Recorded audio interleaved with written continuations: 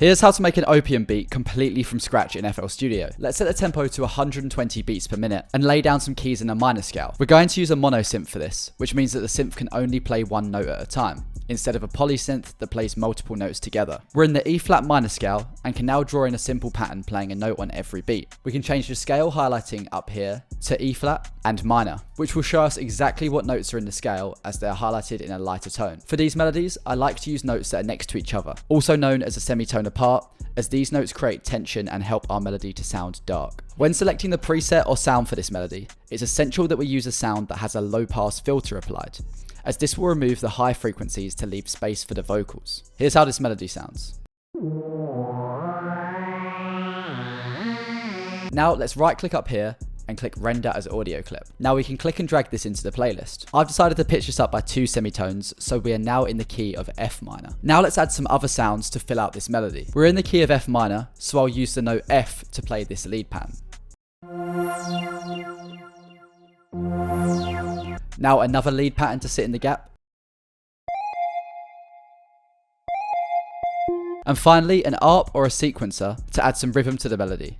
This will follow the same notes as the first melody we created. Altogether, here's how the melody sounds. Now it's time for our drums. Now let's add an 808 of our choice. Opium beats use all different kinds of 808s, so we can use whatever sound we want, and lay down a pattern which plays the root note F.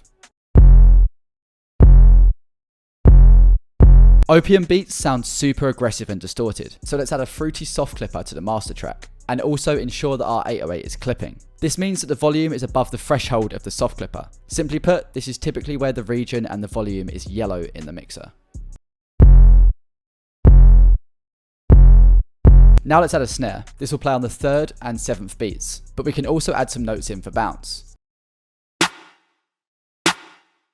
Now let's add a hi-hat. Typically, these will play a quarter beat notes, but recently Opium beats have used faster half step notes or 8th beat notes, so let's add these in. We can also add some rolls.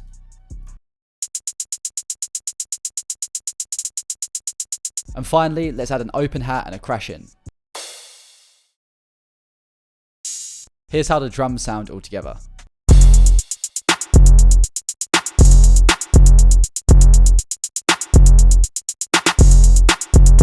And now we just need to structure the track. Let's add all of the components for the melody at the beginning, and then when we add the drums in, we'll take these elements away, slowly adding them back into the track before the hook. And here's how the final beat will sound.